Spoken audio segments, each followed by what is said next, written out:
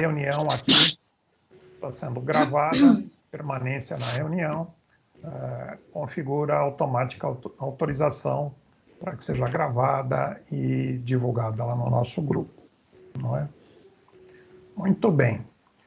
Eu quero agradecer a disposição da Carla, da Juliana, né, para falar sobre esse assunto. Nosso assunto, a gente fez uma ping-pong, né? E todos nós, quando éramos crianças, a gente vivia, né? Eu, pelo menos, vivia, né? Não vão me dizer que vocês não eram assim, que eu vou me sentir mais esquisito do que já me sinto, tá? Mas era astronauta, cowboy, né? Inventar história, né? Fazer desenho, coisa e tal, né? Vocês faziam isso também ou não?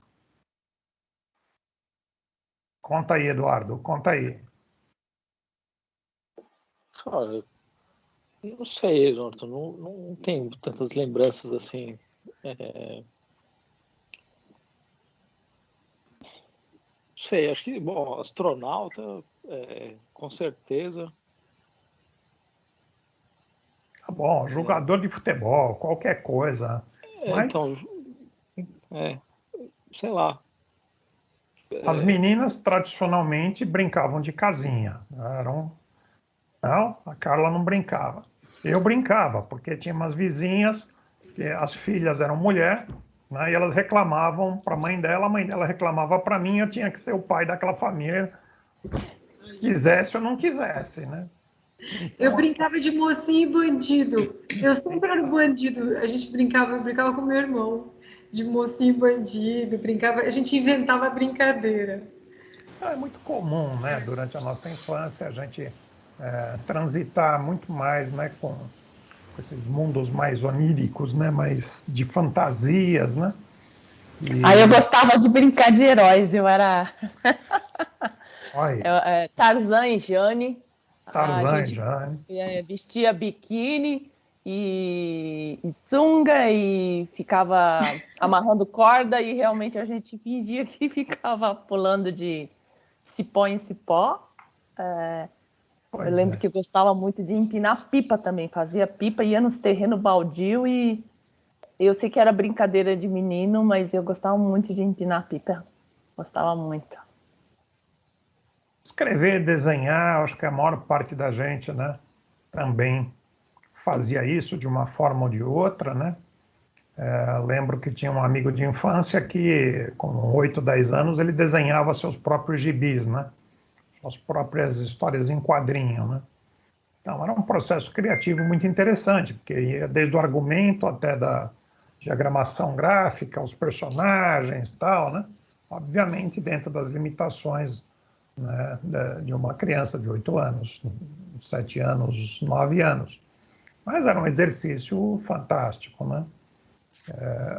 Meu irmão era um exímio desenhista, né? 5 anos mais velho, né? Então já era uma dificuldade, né? Porque quando você comparava um desenho com o outro, né, era chocante. Então, por um motivo ou pelo outro, normalmente uma boa parte de nós, né, acabou entrando mais numa educação mais formal, né, mais mecanicista, né, mais disciplinar, né? Tem um livro muito interessante do Alvin Toffler, que fala da terceira onda, né? Ele compara o desenvolvimento da humanidade por 3 ondas. A primeira onda, a onda de coleta e agrária, né? Onde a produção e o consumo eram próximas, né? Ou você produzia para você mesmo ou para os teus vizinhos, né? Tua vilinha, etc., né? E depois veio a segunda onda com a Revolução Industrial, né? Onde então os meios de produção foram levados, né? Criadas fábricas longe de onde as pessoas moravam, né? Então as famílias se desmontaram, se desmantelaram, se criaram as famílias nucleares, né? Pai, mãe, filhos, né? Não tinha aquela grande família com os anciões e tal, né?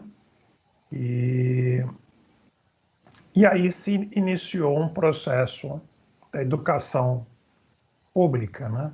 Inglaterra, coisa e tal, né? Até então a educação era algo de privilégio, né? Um privilégio dos nobres, dos religiosos, dos militares, né?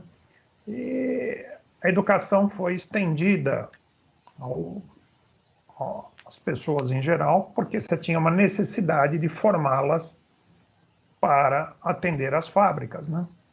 Então você tinha matemática, escrita, tal, disciplina, né?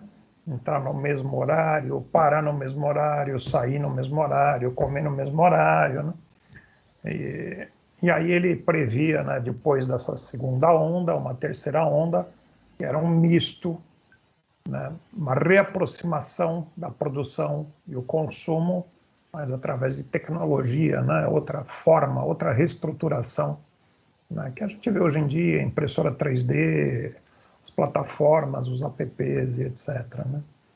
Mas, enfim, então todos nós acho que passamos um pouco por esse processo de pasteurização, né, e metodologização de comportamento, né, e muitos de nós paramos, né, de brincar, de desenhar, de escrever. Muitos de nós não pararam. Né?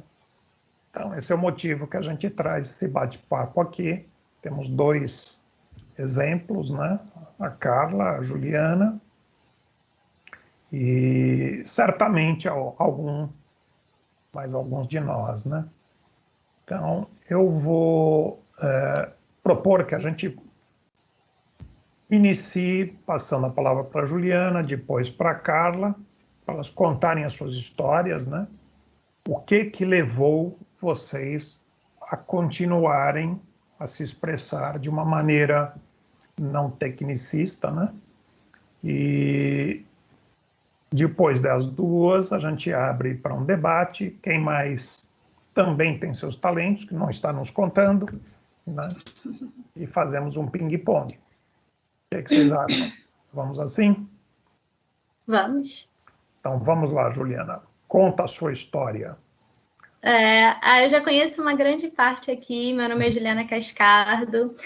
Bom, essa questão de se afastar da arte fez muita parte da minha vida, né? Eu nasci numa família de artista, eu falo isso porque a família por parte da minha mãe, de fato, ali a gente tem muitos artistas que não seguiram essa carreira porque eles não conseguiram ver, né, isso como uma profissão, passa a ser só visto como hobby. Mas eu sou irmã da Fernanda Perrone, que é sócia da Viva, então quem conhece aqui sabe, minha irmã é uma artista, e esse foi o primeiro contato, assim, que eu entendi o que era ser uma artista. Só que toda essa família, eles têm muita habilidade manual, então, de pessoas que bordam muito bem, né, minha irmã pinta muito bem, e no meu caso, eu gostava de escrever.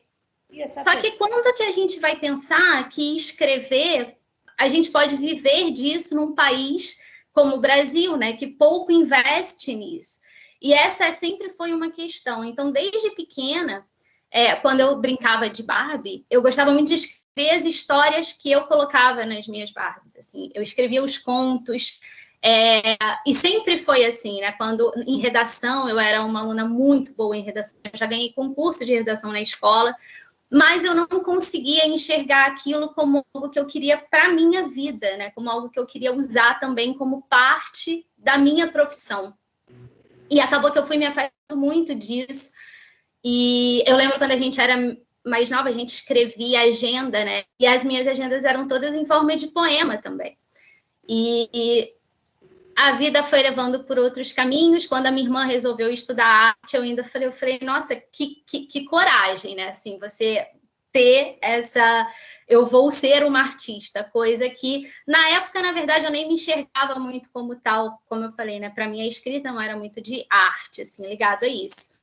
E a vida foi me levando para outros caminhos, eu estudei engenharia, até que eu fui estudar jornalismo, e na faculdade de jornalismo, os meus professores falavam muito da minha escrita poética, não era uma escrita com uma visão muito jornalística, né? Tudo eu levava muito para a poesia. E ali eu comecei a despertar, eu falei, talvez isso seja um caminho. Eu queria muito fazer letras, eu não consegui fazer letras ainda na minha vida, mas também não descartei ainda esse sonho. E, novamente, assim, a vida foi passando, acabou que eu comecei a trabalhar como jornalista e sempre escrevi muito, só que eu nunca tive coragem de mostrar, porque as minhas referências de poeta eram muito altas, né? Então, assim, eu sou, né, muito fã de Vinícius de Moraes, Clarice Lispector, e aí quando eu me imaginava nesse núcleo, eu falava, gente, não tô louca, né? As minhas poesias são para guardar as 7 chaves. Até que, em 2014, quando eu vim para o Canadá, eu estava numa, assim, muita saudade da família, muita coisa nova acontecendo, e ali a poesia se tornou um lugar para eu colocar todo aquele sentimento para fora. Foi nesse momento que eu comecei pela primeira vez a escrever e postar na época no Facebook. Sem a menor pretensão de nada, mas eu tive a coragem de, pela primeira vez, colocar a minha poesia para todo mundo ver. E ali foi um susto para todo mundo, até para parte da minha família, que não sabia que eu escrevia daquele jeito, né? Mas ali também eu senti que alguma coisa tinha nas minhas poesias que eu podia, de fato, tocar as pessoas do jeito que eu sempre quis. E o meu marido, quando eu conheci o meu marido, que foi aqui no Canadá, foi que ele ali, na época, era muita parte da minha inspiração. Então, naquela época, acho que 80% dos poemas que eu postava eram, de fato, para ele. E depois eu comecei a entender que eu não precisava nem mesmo estar sentindo aquilo, né? Que para a escrita eu podia colocar uma visão de mundo que me tocasse, mas não necessariamente aquilo iria fazer parte da minha história. E foi aí que eu consegui ver enxergar isso tudo como arte, como algo muito até maior do que eu. E recentemente, quando eu tive coragem também de trabalhar com astrologia, que sempre foi o meu sonho, eu falei para o meu marido, quando eu estava construindo a minha questão de redes sociais, tudo, eu falei para ele, eu queria muito ter alguma coisa em que as pessoas identificassem o meu trabalho como sendo da Juliana Cascardo, sabe? E não confundisse, não fosse mais do mesmo, eu não queria estar ali só colocando coisinhas porque eu precisava produzir textos, produzir alguma coisa. E foi nesse momento que ele me falou, por que você não usa seus poemas? Autoconhecimento, né? É assim que você consegue se autoconhecer, então coloque seus poemas, porque aí as pessoas vão se identificar.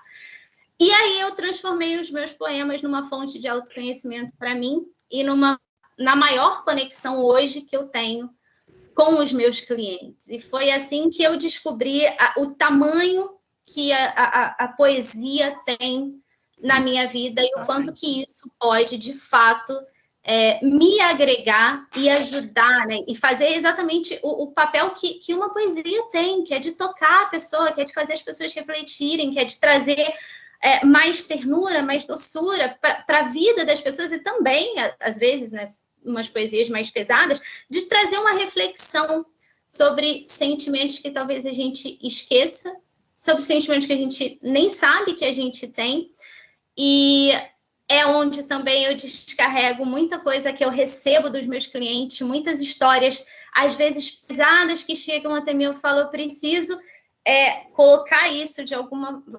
fazer isso fluir, né? Fazer essa energia ir. E aí eu sempre, quando eu tenho um atendimento que me toca demais, e com certeza é alguma parte de mim que está ali também, né? Algum sentimento muito escondido, que talvez eu não tenha nem trabalhado muito em mim, sai em poesia. E, enfim, hoje é uma das coisas que realmente eu sei o peso que isso tem, assim, um peso bom, né? O tamanho que isso tem na minha vida, eu sei o quanto que isso me ajuda no meu processo como pessoa, como terapeuta, e eu sei o quanto que isso consegue trazer as pessoas para mim com a minha mais pura verdade, assim, porque quando a gente fala de poesia, quando eu escrevo qualquer coisa, eu tiro de mim qualquer máscara, né? A gente vai no nosso mais... na nossa alma mesmo, trazer os nossos mais profundos sentimentos e de um jeito que as pessoas conseguem ler e do mesmo jeito, assim como eu, né? Elas às vezes nem estão sentindo aquilo, mas elas embarcam naquilo comigo. Então, assim, essa, resumidamente, é muito a minha história com essa questão da poesia, da escrita e desse tamanho que a arte tem, tanto no meu processo de autoconhecimento quanto na minha profissão hoje, assim. É muito... Deixa eu fazer uma pergunta aqui, pegar Claro. uma carona em outros temas, né? Que a Juliana, ela é meia multimídia, né? Então, além de poetisa, né, ela trabalha, tem um emprego determinado numa área profissional, também é astróloga, também caminha pelos caminhos do Theta Healing, e também é consteladora, lava louça, frita ovo, cuida do... Tipo isso. Tal, é assim, né? Então me diz uma coisa, qual é teu signo e você acha que isso tem qualquer tipo de correlação com esse pendor, há algum tipo de conexão entre o teu signo e estas formas de expressão? Eu sou de Escorpião, né? Para quem acredita e segue, gosta de astrologia, Escorpião é um signo de água, é o signo mais profundo da nossa alma. Então, assim, quando a gente fala de Escorpião, porque eu também não tenho só o Sol, né? Escorpião, Escorpião, Câncer, são 2 signos de água que são muito fortes no meu mapa astral. Então, quando a gente fala de água, a gente está falando de sentimento, a gente está trazendo arte, né? Peixes é o signo mais latente da nossa arte, mais interna da nossa alma. E Escorpião, ele é conhecido exatamente por ser capaz de trazer aqueles sentimentos densos que meio que chocam o outro, sabe? A gente fala que a água suja que está dentro da gente, que todo mundo carrega, mas ninguém quer enxergar. E é por isso que é um signo que ainda causa tanta repulsa em muita gente que gosta e que acredita em astrologia. Mas todas as vezes que a gente fala do elemento água no universo, a gente está trazendo isso, né? A gente está trazendo, vamos lá, o amor, o maternaço, a forma de lidar com os seus sentimentos. A gente fala da lua, tudo isso está relacionado com a água. Então, óbvio, né, que quando a gente fala quando eu olho o meu mapa astral, é muito nítido tudo isso dentro de mim. E você é Escorpião? Eu sou de Escorpião com ascendente em Câncer e lua em Câncer, é só água. Mergulho aqui, é só água. Minha simpatia, Eduardo Matsubara. Ele é só terra, então tá tudo certo. Tudo certo, né? Muito bem. E você trouxe um... Eu trouxe, na verdade, eu trouxe alguns que... eu trouxe um que foi um dos primeiros que eu consegui colocar para o mundo em 2014, como eu falei para vocês. Hoje ele já não faz mais parte daqueles meus poemas prediletos, mas foi o que mudou assim, muito a minha visão em relação à minha relação, né, com a poesia. Vou ler aqui então para vocês rapidinho. Eu trouxe mais de um, depois eu leio mais. Na vida, nada acontece por acaso e nada que é planejado tem tanta graça assim. E talvez agora eu entenda. Talvez agora tudo faça sentido. Cada passo, cada decisão, cada não, cada sim. Agora eu entendo porque eu sempre preferi caminhar sozinha. Somente a solidão é capaz de nos ensinar a amar a companhia de alguém. Agora eu entendo porque sempre agi de maneira tão egoísta. Só o egoísmo é capaz de nos mostrar o quanto é bom compartilhar. Agora eu entendo porque sempre prezei tanto a minha liberdade. Só quem a viveu de maneira tão intensa é capaz de optar por uma vida a 2. E a partir de agora, a minha solidão conta com a sua presença.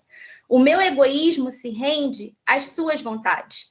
E a minha liberdade, essa vai escolher voltar para os seus braços todos os dias, como um pássaro que escolhe o seu galho para construir um ninho, como uma borboleta que não abre mão do seu casulo, ou como uma mulher que, mesmo diante de um mundo repleto de tanta gente, escolheu você.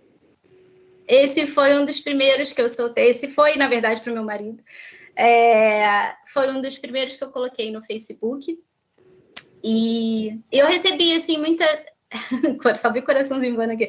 Eu recebi muito feedback, assim, né, das pessoas, e foi ali que eu tive coragem de falar, agora talvez seja a hora de eu começar a compartilhar.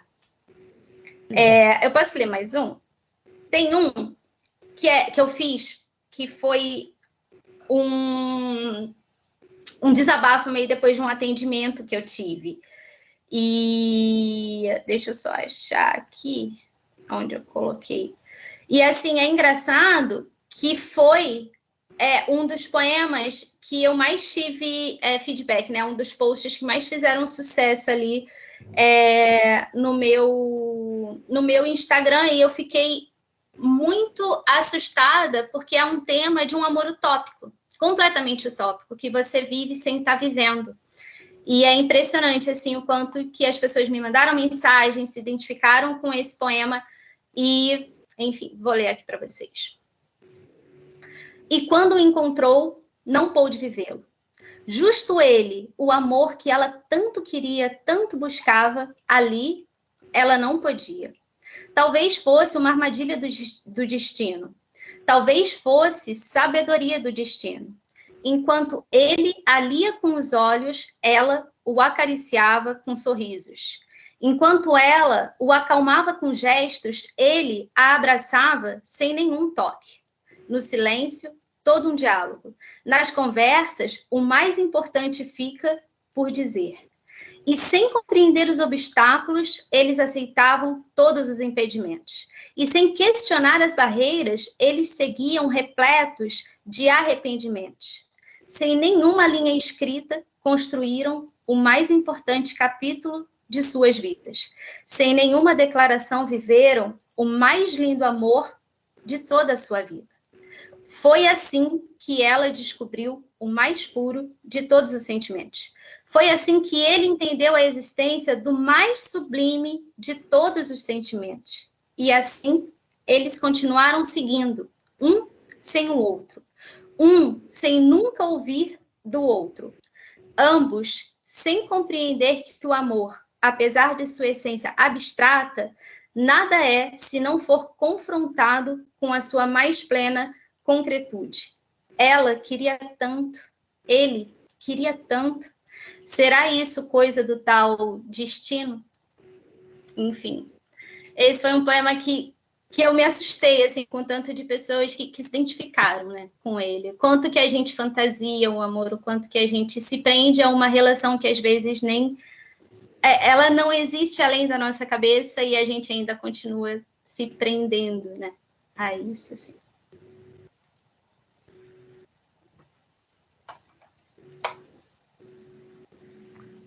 Quem mandou coraçãozinho pode mandar mais, que eu não acho o botão aqui, tá certo? Obrigada. Muito bem, muito bem. Carla, qual é o seu signo? Gêmeos, com ascendente em Capricórnio e lua em Sagitário. O que você diria, Juliana, sobre... Você sabe a casa, expressão? Carla? Você sabe alguma coisa da casa que tá? Eu tenho um planeta só em Terra, a lua em Sagitário, né? Não, você sabe onde tá Gêmeos? Qual é a casa? Não. Mas Gêmeos... A minha ideia. Eu sei que tá lá, sei lá. Enfim. Vale lembrar que ela tem Gêmeos e Sagitário, né? Então, a gente está falando aqui de ar e fogo. Primeira coisa, quando a gente fala de Sagitário, a gente fala daquilo que faz o nosso coração bater. Não necessariamente ela precisa sentir, se aprofundar, mas a relação dela com a arte vem de uma... Eu preciso viver isso, é isso que faz com que a minha vida tenha sentido. Então, isso é muito sagitariano. É a sua lua que está ali? Isso. E aí é a forma dela sentir, né? Quando a gente fala da lua, a gente está falando do sentimento. E Gêmeos é o signo da expressão, só que é o signo que traz uma expressão a partir dos estudos. Então, ela precisa ter toda uma técnica para que ela se sinta segura, para conseguir colocar uma arte que às vezes já está até dentro dela. Mas ela busca esse ensino, ela busca essa compreensão para juntar tanta técnica com aquilo que ela já traz, né, de bagagem. Então, é muito isso, assim, essa configuração desse mapa. Isso aí. Fez sentido para você, Carlinha? Fez muito sentido. Inclusive, a Juliana acabou de responder aquela questão. Sim. Né, por que a arte te escolheu. É uma questão que até o pessoal do grupo, né, enfim, posso começar a falar?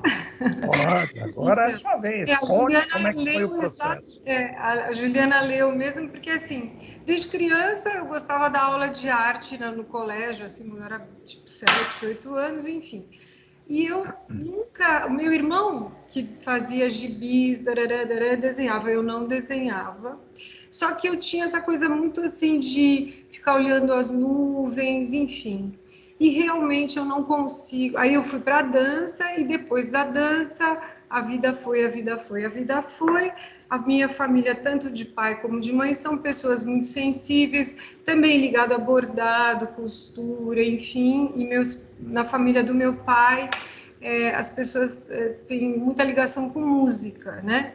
Então, assim, eu sempre gostei de dançar, fiz balé, blá, blá, blá. Aí, quando eu fiquei adolescente, aquela coisa toda, tal, não sabia o que eu queria da vida, eu só sentia assim que eu precisava fazer alguma coisa e eu nunca me encaixei, né? Eu gosto de estudar, mas assim, vou sempre realmente muito aprofundadamente, né? E aí o que aconteceu? Eu caí de paraquedas na faculdade de educação, eu queria educação artística, acabei fazendo bacharelado em artes plásticas e fui obrigada, entre aspas, a fazer, né? O curso que eu queria mais simplesinho não tinha e tudo bem. Mas assim, também como qualquer profissão, né? Você fala, putz, você é artista. Então, como eu nunca pensei na minha cabeça que eu iria ser artista, eu pensei de eu ser professora de arte, não artista. Mas a arte se impôs de uma maneira muito forte e eu plagiando não, né? Mas segundo o próprio, porque aqui o que eu vou falar hoje, eu vou mostrar para vocês a minha parte de arte, que é arte visual, né? Ou seja, desenho, pintura, escultura. Então eu vou pensar mais a questão do desenho, que é a base realmente de todo tipo de trabalho ligado com a coisa visual, né? Enfim. E as coisas vieram vindo, e eu acabei realmente percebendo que eu não consigo viver sem isso. Eu faço isso há 33 anos, eu desenho há 33 anos, pinto, desenho há 33 anos, eu estudo muito, eu me aprofundo muito e dou aula há 26 anos no ateliê. Aqui não é uma escola de arte, aqui é um ateliê onde qualquer pessoa pode vir aqui, eu não estou fazendo propaganda, tá? Eu só estou para vocês entenderem, o processo é assim, você vem aqui e você começa a entender as técnicas, tudo, e acaba se colocando. Não tem que, eu tenho que ter talento, não. Talento é uma questão de profundidade e facilidade, porque a arte é inerente a qualquer ser humano. Então, você pode viver sem muita coisa, agora, sem se autoexpressar, não dá. Então, mesmo assim, nessa questão, não estou só falando de pintar, desenhar, até cantar uma musiquinha, ou você mesmo na sua casa, você que eu digo todas nós, né?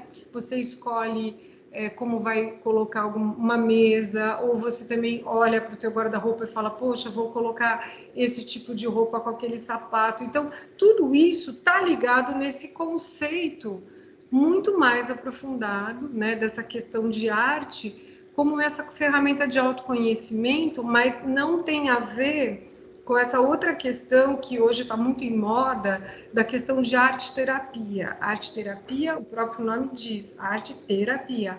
Arte, nesse aspecto que eu vou mostrar para vocês aqui, é a arte de autoexpressão em relação a você se colocar, como a Juliana falou bem, assim, você coloca parte de você.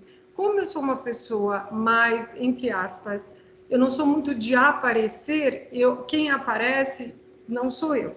Quem aparece é meu trabalho, né? Então, enfim, eu já fiz muitas exposições, instalações, muitas coisas. E aqui no ateliê, então, que eu vou mostrar para vocês, posso compartilhar a tela, Norton? Sim, por favor. Tá? Então, assim, vou mostrar para vocês, eu pincei pouquíssimos só desenhos e uma pintura só de figura humana, ou seja, neste caso aqui, né, que eu vou fazer para vocês, Deixa eu minimizar aqui. Vocês estão vendo a tela? Tá vendo a tela, Norton? Sim, mas Sim. tem... Tá, eu já vou abrir o PowerPoint aqui, peraí. Tá. Tava aberto... tá aqui já. Ó, então, aqui eu peguei... Eu vou fechar o Norton aqui. Então, assim, aqui eu não lido muito com essas coisas de computador, né, gente? Aí eu fui montar um PowerPoint e vi lá escrito Galeria de Arte. Eu falei, é você mesmo. Então, aqui o que eu peguei é assim, são pouquíssimos desenhos, né? Como eu tenho bastante trabalho, porque 33 anos é bastante coisa, mas eu peguei aqui o quê? Algumas figuras humanas, né? Ou seja, mulheres, casualmente peguei figura humana e mulher. Por quê? No meu processo de aprendizado, eu comecei ao contrário do que as pessoas começam. Quando eu comecei a me interessar em desenhar e pintar por essa busca, aconteceu isso, ó. Eu fazia, a princípio, só coisa abstrata. Isso aqui é uma aquarela e tal. Não tinha, assim, nada de forma. Claro que na faculdade eu aprendia tudo, mas eu tinha muito essa coisa de expressão ligada com uma coisa abstrata, né?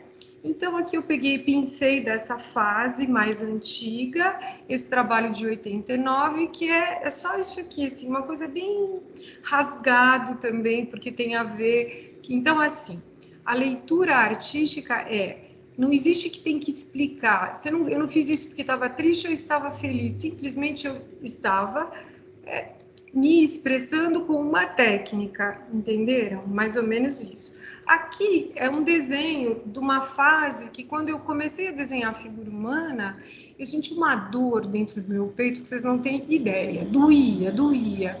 E aí, as figuras que eu desenhava, então isso aqui é um desenho de observação. Eu olhei uma senhora, né, uma tia minha muito querida, o olhar dela era leve, mas como eu estava conectada comigo mesma, numa questão forte de vida e morte, nascimento e renascimento, dor e um monte de coisa, eu acabei pegando, assim, essa coisa mais expressiva de tristeza. Então, o que eu fiz? Naquela época, 1990, assim, se eu chegasse e você me falasse, você me desenha? Eu te desenho. Mas eu não ia desenhar a pessoa com leveza, eu iria conectar ela com aquilo que eu estava sentindo, porque nessa questão da expressão artística, você associa a sua natureza com a sua interior, com a sua natureza com a natureza exterior. O que é a natureza exterior? Pode ser uma maçã, pode ser uma flor, e aí vem todo esse processo que hoje não está mais em moda, mas ainda faz muito sentido, fazendo um paralelo, por exemplo, com música. Você pode tocar uma música popular, né? Mas você pode ter uma formação clássica e tocar uma música popular. Então, o seu popular vai ser muito mais refinado. E também você pode só pegar e já tocar direto esse popular. Então, no meu caso aqui, nesse processo artístico, quando eu ensino, que a pessoa vem no ateliê, a gente vai para essa coisa mais ligado com a base, assim, para você poder ter um bom trabalho, você tem que ter base. E aí a base aqui no ateliê e na minha vida também é o desenho, para depois você chegar na pintura. E assim o processo vai bem tranquilo. Então, esse é o paralelo que eu queria fazer com vocês, tá?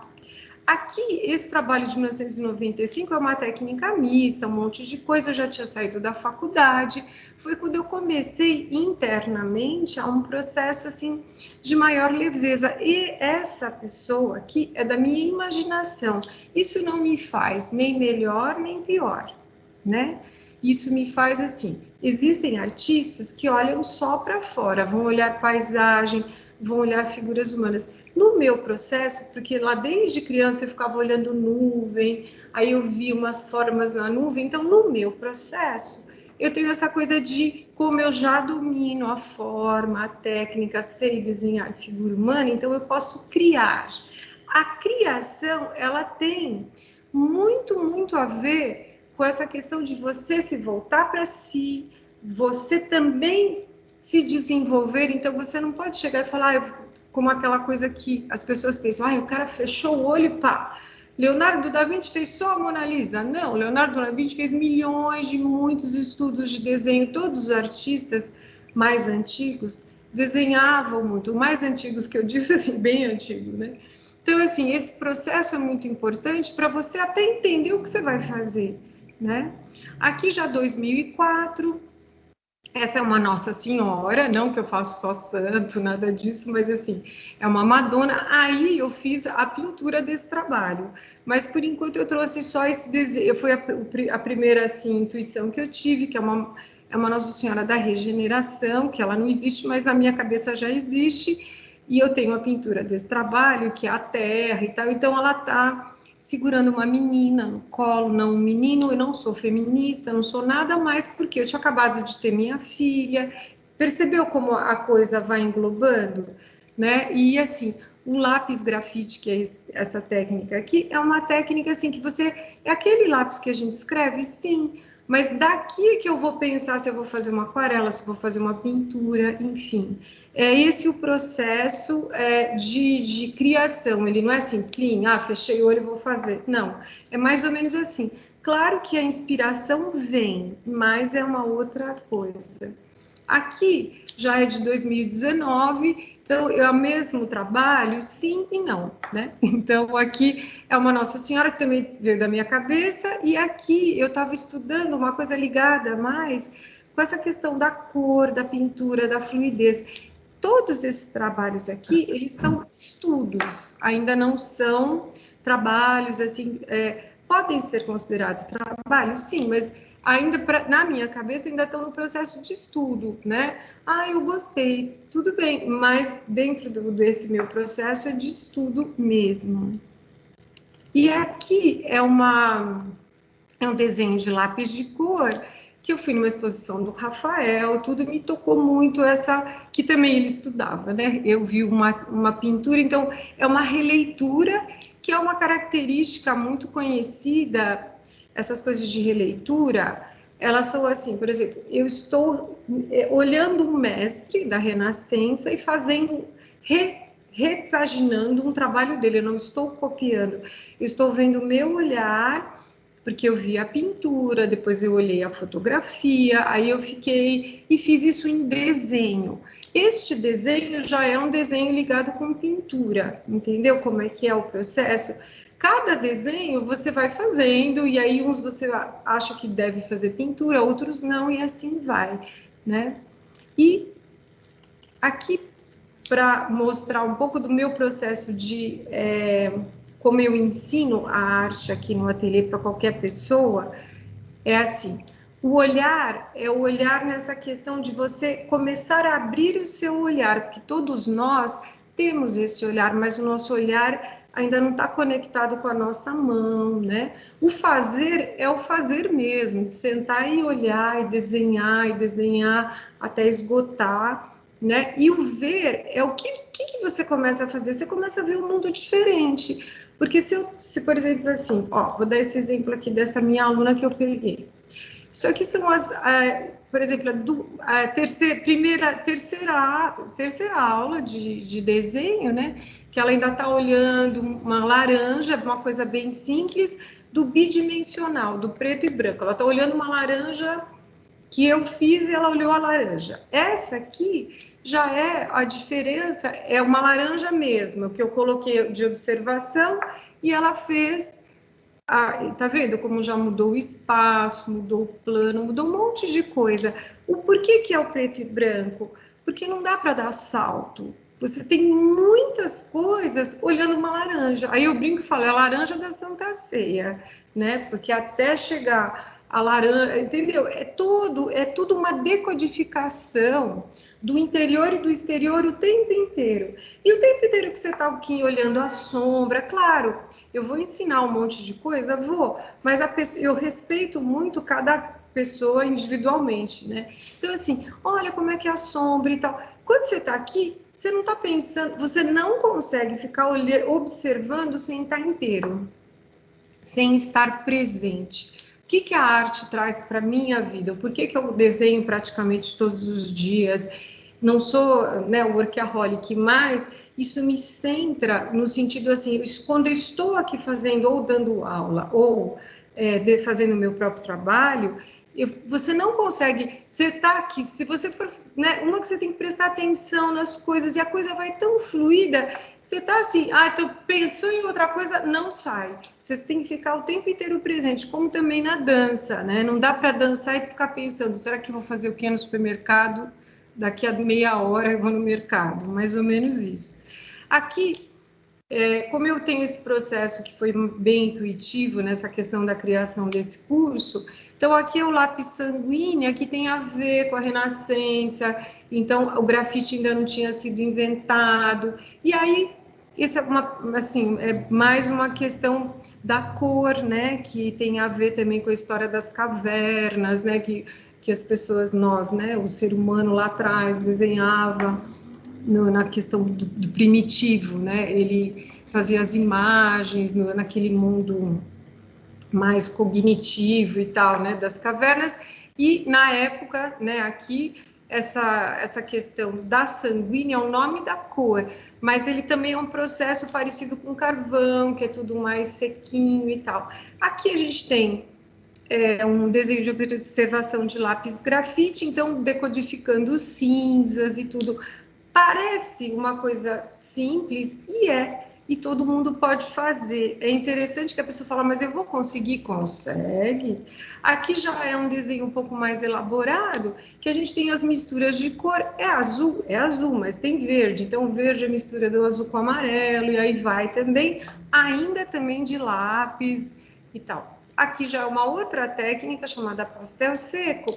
Por que eu estou mostrando esse processo? Esse processo é um processo que a pessoa passa para depois ela começar a pintar. Então, ela não dá para eu chegar e dar uma aquarela na mão de uma pessoa que nunca, não sabe nem, ainda não sabe não lembre, não conhece. Como é que eu vou fazer um círculo? É diferente de você fazer um workshop, chega uma hora que esgota, né? E assim e existe também, isso tudo é só questão formal. Então, você tem a forma, o pastel seco ele já está mais ligado com a pintura, também ainda é mais fluidinho, assim, mas isso tudo é exercício de aula que eu trouxe dessa minha aluna, mas qualquer pessoa aqui no ateliê tem outros trabalhos também. Esses são alguns exercícios. E aí chegou o quê? Depois de algum tempo, esse aqui já é um trabalho que ela que escolheu, ela é oriental, casualmente. Então, é de pastel seco, que foi uma técnica que ela gostou bastante. E aí, assim, aqui já tem a pessoa dentro do próprio universo. Agora, existe essa questão da forma, é uma montanha e tal. A questão da arte abstrata, eu dou abstração, mas eu só posso passar abstração para a pessoa se ela tiver a forma, entendeu? Não dá para eu abstrair assim, porque senão fica só muito naquilo que a gente conhece, e não é uma crítica, eu só estou falando assim, como um efeito, fica jogando cor, fica só naquela coisa, é gostoso, mas e o mais, né? E o se interiorizar? O que eu quero com isso, né? E depois de tudo isso, eu vou mostrar aqui, só para vocês terem ideia, da mesma pessoa, uma pintura. Então, todo o repertório, depois de 1 ano e meio, 2 anos, você vai fazer, um quadro a óleo, pode ser a óleo, pode ser acrílica, pode ser guache, enfim, pintar é usar o pincel, né? E aí o que tem? Nossa, isso aqui foi uma foto que ela gostou. O que ela tem? Ela tem a uva, mas lá atrás ela já fez outras coisas. E aqui tem a pessoa, né? E aí eu deixei o nome que ela quis dar, natureza barroca, que é o barroco pelo estilo de pintura. E isso é assim, a mesma coisa de você pegar e, por exemplo, ver vamos supor, o Sting, ele fez lá uma vez, o cantor Sting, ele fez lá na Catedral de Durham, 2008, ele pegou algumas músicas antigas e remixou. Mais ou menos seria isso, trazendo a leitura aqui para essa questão visual, né? Então, assim, mas isso ainda se faz? É uma pergunta que algumas pessoas falam, mas esse tipo de coisa faz? Sim, se faz, desde que você faça com o coração, desde que você esteja numa busca, que você quer, eu quero aprender uma coisa nova na minha vida, Isso eu estou falando não pela minha aula, eu estou falando por mim também, né?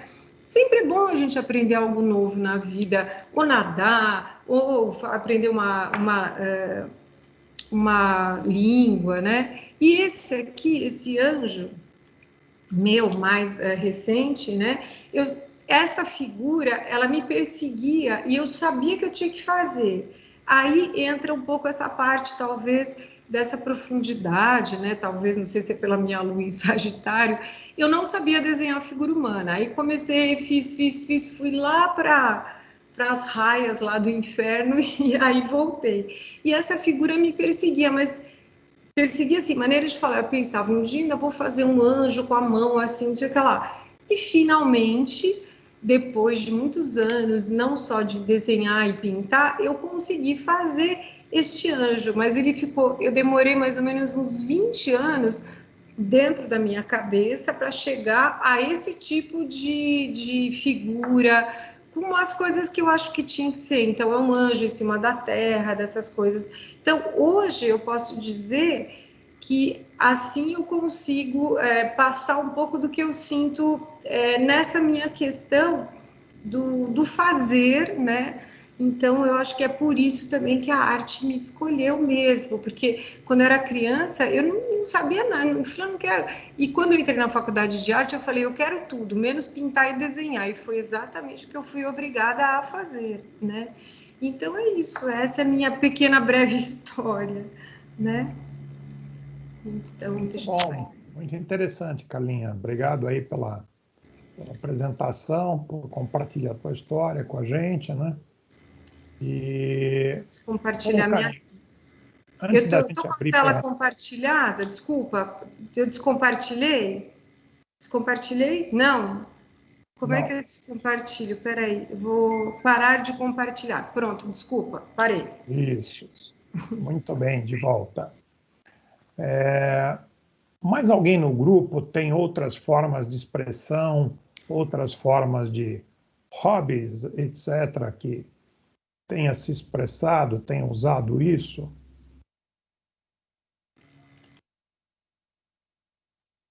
A Mayumi eu sei que tem, ela está com vergonha.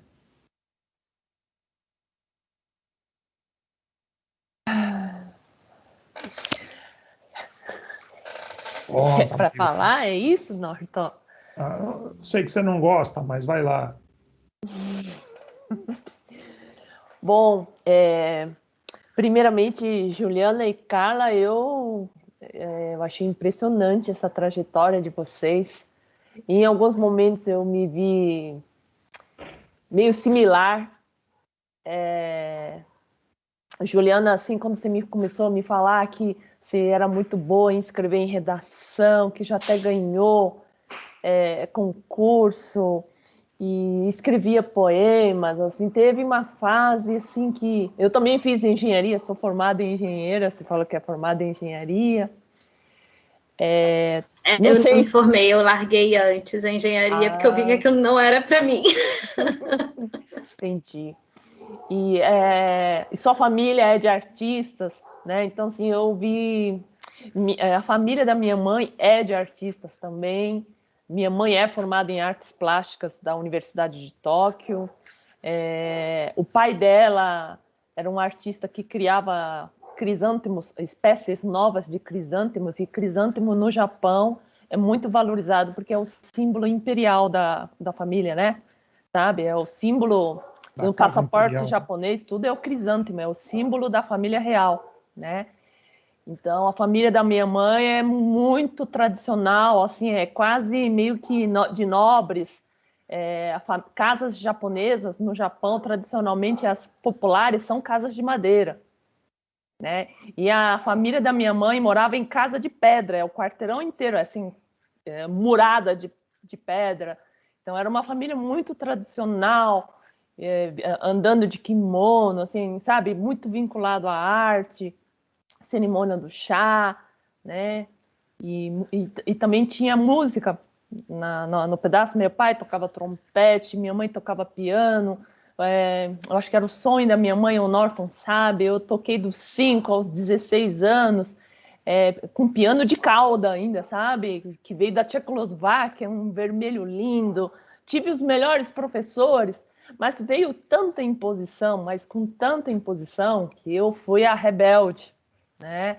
Tive os melhores professores, e quando eu fiz 15 anos, eles queriam que... O sonho dos meus pais era que eu fosse estudar para a Áustria e virasse concertista lá. Quer dizer, na cabeça deles, estava tudo planejado. Só eu que não sabia, entendeu? Só eu que não sabia. Então, quando chegou o dia, eu falei que eu não queria. E eu falei, mas como você? Eu estava com 16 anos. E aí eles falaram, mas você estuda desde os 5 anos, com os melhores professores, você está com piano de cauda, né? Olha, veio da Tchecoslováquia, teu pai investiu muito, abriu mão de patrimônio, e você vai embora com, né, na época era o professor Sebastian Beno, você vai embora para a Áustria. E eu falei que ninguém tinha falado comigo, ninguém perguntou para mim, e eu falei não, e aí eu virei persona non grata, né? Mas assim, eu também sempre gostei de escrever, sempre gostei de ler, sempre tirei notas muito boas. Não cheguei no seu nível, Juliana, de ganhar concurso, né? Mas eu tive alguns sonhos, assim, longínquos, de quem sabe poderia ser uma escritora. Passei por aí, né? Sei lá, né? Teve uns paralelismos assim, mas é muito de longe, viu? Muito de longe. E vejo muita coragem em vocês, sabe? A Carla, então, eu vejo que por o pouco que se contou aqui é uma mente irrequieta, né? Uma mente irrequieta, mente criativa, que é aquela que não para um segundo. Eu acho que você está dormindo, tomando banho, eu tenho certeza que está fervendo, assim, ideias, né? Eu vejo, assim, que é um pote de criatividade. Mas, de um lado, me falta, não tenho essa criatividade, mas eu vejo que, pelo DNA, às vezes me surge muito, gosto muito de exposição, me permito, assim, mas eu fui também muito, como fala? Foi muito na obrigação também, sabe? Isso pegou muito para mim. Se fosse uma coisa mais livre, talvez eu tivesse, né? E aí eu lembro, eu tenho um piano hoje, porque por incrível que pareça, foram tantos anos de companhia que eu tinha de piano que quando eu falei que eu não quero mais, mas eu sentia falta da presença do piano, sabe, na minha sala. Então eu tenho um piano de parede, né? Aqueles de parede, não é de cauda. E fiquei muitos anos sem querer tocar o piano, porque eu já peguei aquela linha mais clássica, sabe, Carla? Que minha mãe comprava, encomendava disco de vinil que vem da Alemanha para tocar igualzinho a partitura, daquele jeitinho. Não podia ficar nenhum tonzinho a mais, com um cronômetro, sabe, acompanhando. E aí eu fiquei com aquele negócio, né? Então... Quando eu toco hoje, eu quero tocar uma música que ninguém conhece, partitura que ninguém conhece, para eu poder tocar do meu jeito, porque ninguém vai poder dizer que tá diferente, sabe? Eu peguei essas coisas, assim, sabe? Mas... E respeito à expressão do outro, seja na música, seja na arte, é muito complicado. Porque eu tive um professor, hoje eu faço óleo e tal, enfim... Mas eu tive um professor que ele conseguiu me travar, que eu sentia cheiro de óleo, eu tinha ânsia de vômito. Olha que legal. Olha só. Então, imagina, quando eu comecei a dar aula no ateliê, que o pessoal chegou ao óleo, né? As pessoas que vieram assim, foi indo, passou a gente foi montando o curso, tal.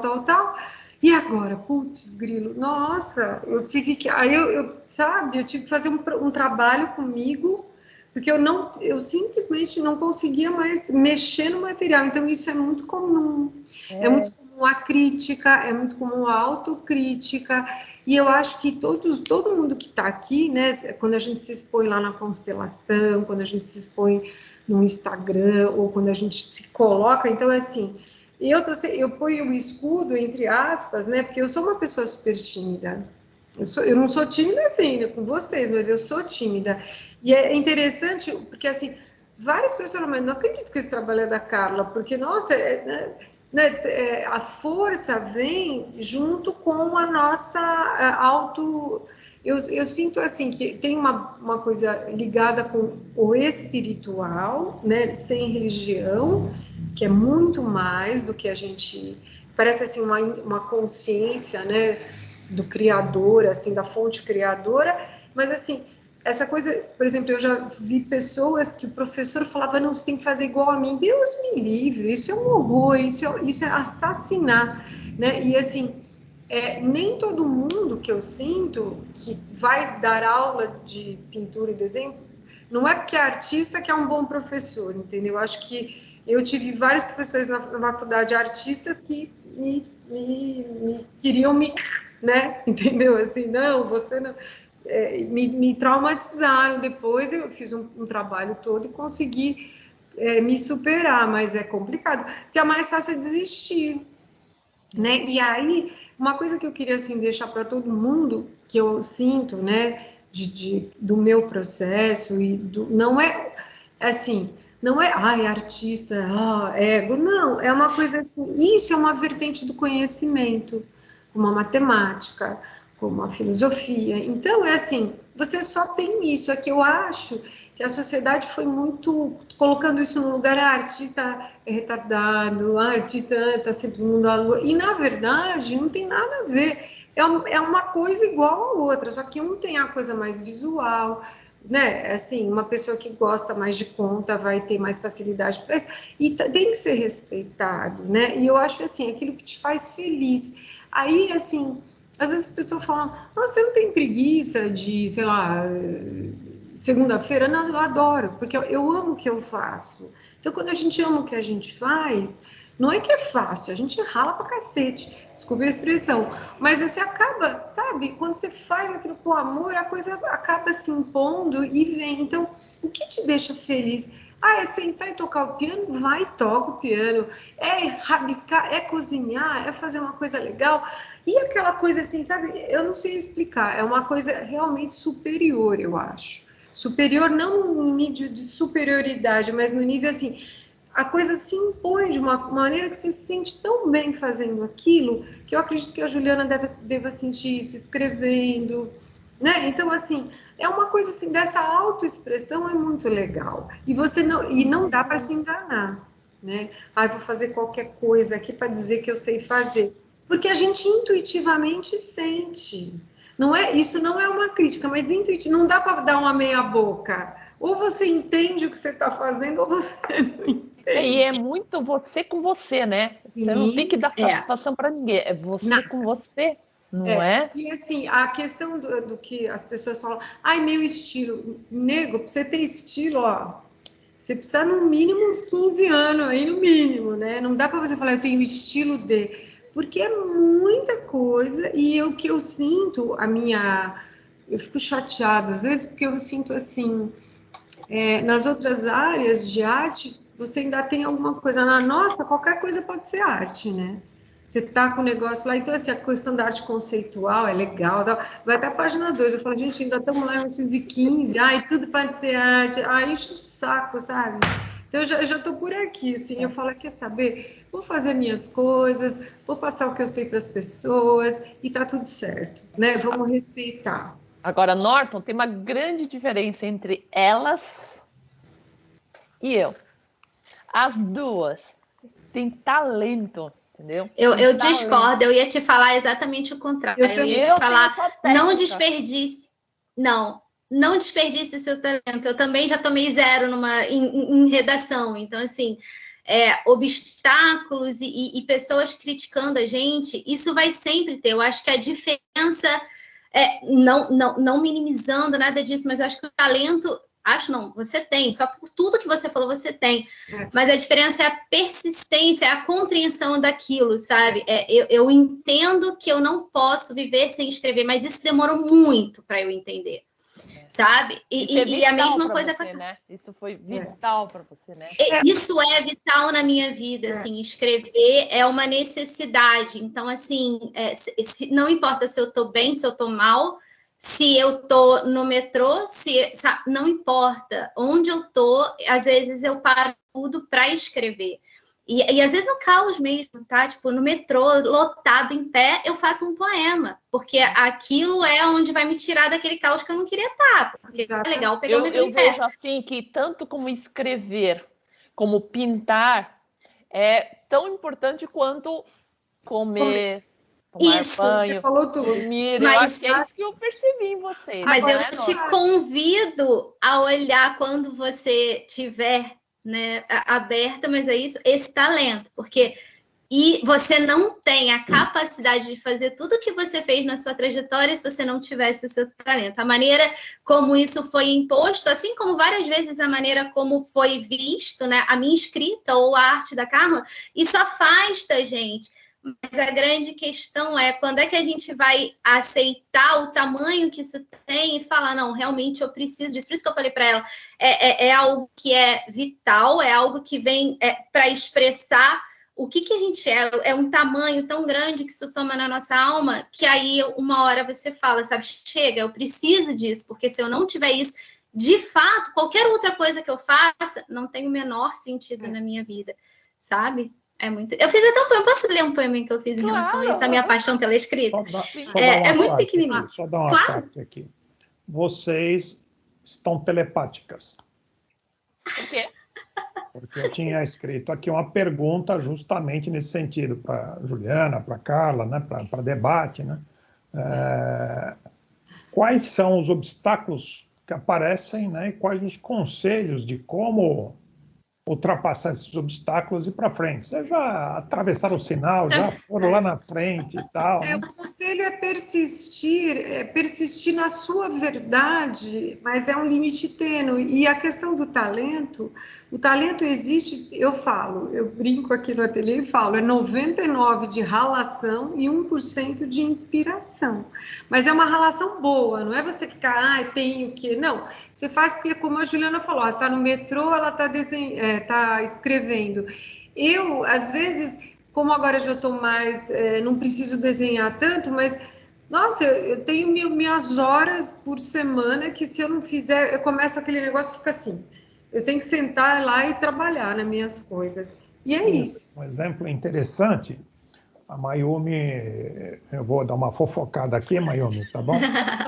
E ela, no processo de anamnese para a constelação dela lá atrás, né? Ela organizou os pensamentos, né? Organizou os conhecimentos de uma forma diferente, né? Na qual, usando tecnologia, PowerPoint, figuras, símbolos, né? Coisas e tal, né? Ela construiu um arquivo do storytelling da família dela, né? Que foi um misto de visual com narrativa, cruzando com as simbologias do que tinham por trás de sua família. Então, foi uma forma de expressão, né, misto poética, gráfica, contar histórias, né, narrativas. Então, tem muitas formas. Né? Qualquer dia a Mayumi apresenta para a gente. Mas vamos lá. Vamos lá, Juliana, você tinha pedido. Essa é rapidinho, é bem pequenininho, é só assim. Em busca de algo que me acalme, à procura de algo que traduza, sempre acabo no mesmo ponto, as tais palavras. Elas não precisam ser certas, não precisam fazer sentido, não precisam ser belas. Elas simplesmente precisam existir. Onde elas começam, eu simplesmente me curvo. Onde elas terminam, eu me satisfaço. É como um vício, é como um veneno, é como uma rotina, é como uma vida. É simplesmente toda a minha vida. Ai, que lindo. É isso aí. É exatamente, é vida, né? É o ar que vocês respiram, é a água que vocês bebem, é a refeição. Eu sinto assim que é a mesma importância, sabe? É sim. Meu avô, pelo lado materno, era o contador de história. Né? Antigamente, as formas de transmitir conhecimentos que vinham no campo mórfico, né, das famílias, morfogenéticos, né, além de estarem lá numa caixa, né, também tinha o exercício. Travou. Ixi. Travou. Travou. Na hora que ele estava falando.